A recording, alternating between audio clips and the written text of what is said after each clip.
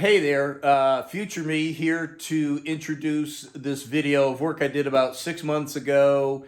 Had a rotted out section of floor that had been caused by a cracked floor flange that was improperly installed way back in 1985. There was 2 layers of subfloor. The flange, the PVC flange, had been actually nailed to the floor. It was cracked, crooked. They had jammed like 2 of the wax O-ring gaskets up underneath there to seal it, and it had been leaking and leaking in between the 2 layers of plywood subflooring, and there was no indication, and it was just kind of a chance accident that found out about it after the toilet had overflowed. So the tank overflowed for whatever reason, makes no sense. But put a temporary patch in there. Early in the video, you're going to see the toilet sitting on a plywood patch and then shimmed with some paint sticks of all things to just hold it stable till I could get to it later. I'd actually JB welded that cracked flange and put a different type of more modern flange gasket in there, and that held up fine till I got to the repair. So I'll show you what I did to cut out the section. So if you've got frame construction, floor joists, whether you have a basement or crawl space, you can use this as a guide. So with all that out of the way, let's get started. So the floor has been pulled up. There was a 1/4 inch another subfloor that was added over the initial subfloor, and then it had some vinyl over it. Temporary patch was put down here. So first step is to cut off the water. Sometimes these valves, if they've not been used in a long time, and honestly, they usually get open and stay that way for a long time, the bonnet will leak, and you can usually just tighten it right there and make that stop. So we turned off the water. We'll flush it, empty the tank in the bowl, take the tank off, and then it is best to actually not sit them in the tub. And I've got some of the parts I'll need right there, because it can, if it's a 2 things, if it's porcelain enamel tub, it can chip, and a fiberglass tub, you can actually break the tub. So it's best to not put the toilet in the tub, but as convenient as it is, if there's any water in it, and it just gets it out of the way, but it's actually not a good idea to do. So I'm going to disconnect the lines and get the tank off and be back soon. So it's always a good idea to put something down there to catch the water should any come out. At some point, some will. Don't panic. This is not an active pet bowl. Works great for something like this. So let's undo this. Up under here. Look, this one has the hand fitting. All right. So there we go. There'll be a little water in the line. And so that's done. Next we'll loosen these nuts under the tank, lift the tank off. Then these 2 on the bowl, lift the bowl off, unscrew this wood. I had started to work this loose. I've put down the camera and started to work it loose because I needed 2 hands. So let's see if we can get this up for the big reveal here. And so it looks like it sealed really, really well. You can see the so any of the little, it was just waste stuff stuck up underneath the lip. So it's completely dry underneath here. So this was doing a good job of sealing. I'd put some, couldn't remember where exactly I put the silicone, but I'd put it there, obviously, and JB welded here because it had it was cracked, and I think the other wax just wasn't sealing, and then it was getting in between. Okay, screws have been pulled up using the screw gun, and so let's get this out of here. Lift this up, and then you'll see the what the floor was like. So you can see how it was. It had been leaking for a good long time. So next step is to go down stairs and cut the pipe. So this is up underneath the toilet, and we've got some 45s here. Here's this beam, and you can see how it was put, that flange was nailed down, and you just don't do that. So we'll cut it along the middle of these two joists, so we can put the patch in and run it out to, I think it just naturally ends right there. So we'll just go out to where it naturally ends.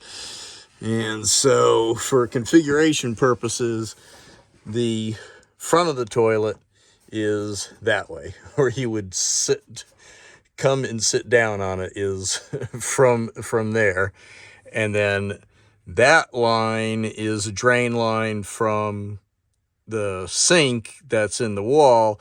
And then that copper line, that is actually the feed for the toilet, because it goes up into the wall and out of the wall, and has a 90-degree angle cock like right in there for the toilet. So I'm gonna cut this like right here, and then put a cap on it. But I'll just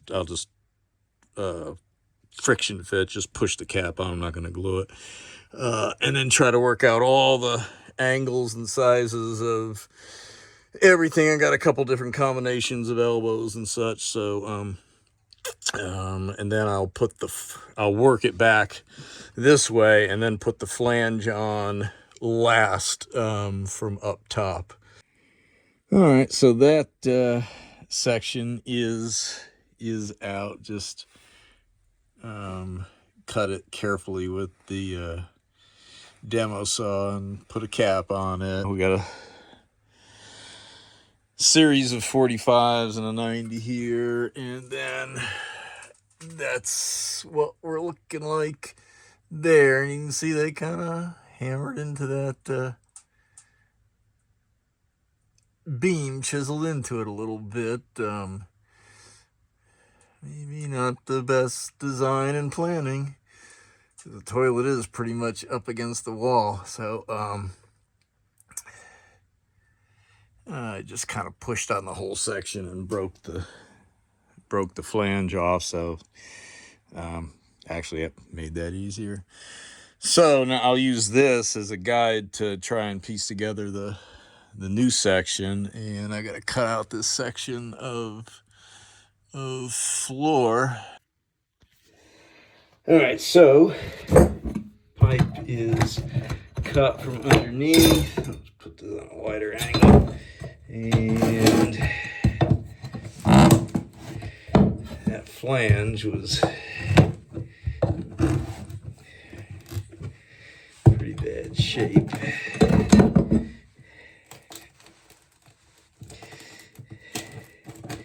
And as you can see, Nailed.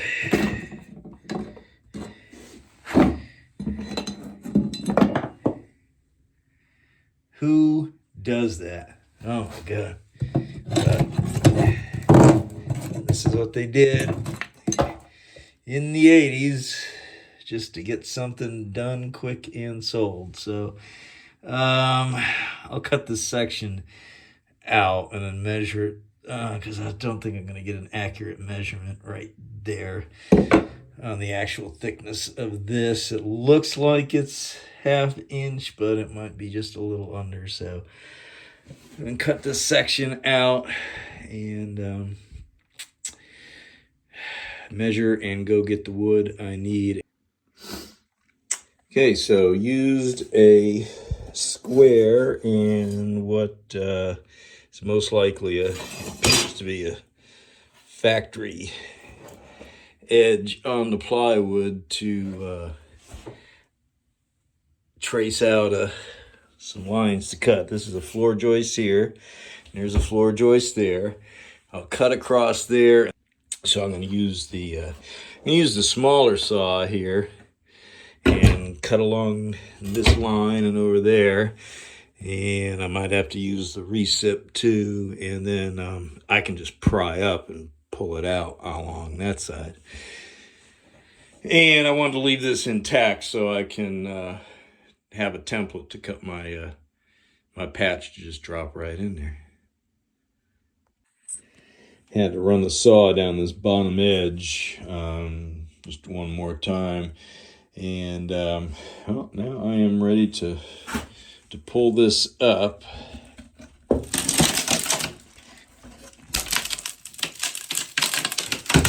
So of course that's gonna need extra. It's gonna need 2 hands. So see, it's getting caught underneath that. So we'll have to put down the camera so I can pry that up. So it's actually a little thicker than I thought. It's 5/8, so I'm glad of that. So anyhow, I need to go get some 5/8, and then I need to also, I'm probably gonna get some 3/4, so I can bring it up to the height of that right there, of that hardwood flooring, so I can transition that, and then you can see that's where that where the waistline was right up against that. And having the bottom patch filler piece screwed down, I think I might add maybe one there and one there. Might add 2 more screws, and then we'll lay this down and see how it fits, or see if it will fit as one big piece, or whether I might have to cut it down and get it manageable in here. So I'm going to do that next. I used the section I cut out to be a guide to make the new one. I had dry fit everything, and you can see I put alignment marks numbered and lettered, and had dry fit everything. And you'll see in the next picture too, I had here we go, I had set depth marks, and I chamfered the edges, then glued this all together and put it up as one section. Okay, was not easy, but was able to get all this joined up together and pre-glued this whole section here. Mocked it up dry, chamfered all the edges, cleaned the insides, mocked it up. Just this one here just slid, didn't pop back out about 1/8 of an inch when I was putting it together, but all in all, so I'll just cut a straight pipe to stick in there and then drop the flange in that's just sitting on top right now. And a little trick I do, because there's some residual sewage, you know, it's no real solid matter, but you know, if the pipes aren't all sloped exactly right, and some of them are sloped nice, and this one's kind of level, you'll have stuff flowing, sitting in the bottom of it, just drip, drip, dripping. So, like right in here, at first, I'll put a paper towel while I'm working to make sure it holds it while I'm just getting everything mocked up, and then take the paper towel out and put a little piece of just some toilet paper, fold it up right there, just a little layer of it in the bottom, right before I go to glue, and you know, that will just flush right away when it goes into use. So you don't want to leave the paper towel in there, but that is helpful to stop the water while you're trying to get it together and glued. So yay, here's what it looks like from the top side. And you can see some of the purple primer from when I was putting the section together. So I'll cut a section of this to go in. This flange will fit in here with a little piece of that in between. And then some vinyl. I want vinyl all the way up to, I want vinyl underneath that flange. All the seams and all the various little screw holes are covered up. Oops, I see one more screw. Where is it? Right over there. I need to drive that down. The other thing I wanted to show is I'd sanded the seams as well so that you should be able to run a straight edge across, and where they meet, you know, it shouldn't hang up and get caught. So I ran a belt sander over those areas, and I just need to fix that one little screw over there, and I can roll out the vinyl, and I got this flange depth set with the, you know, made a mark, so I know where to line it up and how deep to go and such. And I have that pipe kind of boosted up and supported right now, so it'll be pushed up higher, and then I can let it all back down. The flange is set and ready to go in. Well, be glued. I still need to actually glue it, but you can see I've made marks here, set the depth, and I'm ready to prime and glue, and the vinyl is rolled out. So next step is to glue it in. So toilet flange is glued and screwed, and so I'm going to put some silicone around here too, just in case. Probably overkill and unnecessary, but what the heck. So next will be to set the bolts for the toilet, and I'm just gonna peel back the edges and get some adhesive just around the edges. No need to do the whole floor, and that makes it easier should you have to tear it up for, if you want to pull it up and put down tile or something like that. Just needs to be around the edges, especially on something this small. So we'll do that next. And you want to make sure when you put the flange down to give it enough space so the bolts have a place to kind of float and line up with the toilet. You don't want it so the bolts don't have enough room to go to line up with the toilet. So we'll do that next. So decided I'm going to go with this one. I also had this one here, and I've used this one before, and I do like it. It seems to, I mean, it's like honestly what floor flange gaskets probably should have been like all along. This actually is fit down inside there, but on the instructions it said, you know, if toilet doesn't fit flush, remove it. And you know, I'm thinking, I've dry fit this a few times, and I'm thinking it just will have a better chance without it in there. So I'm gonna set this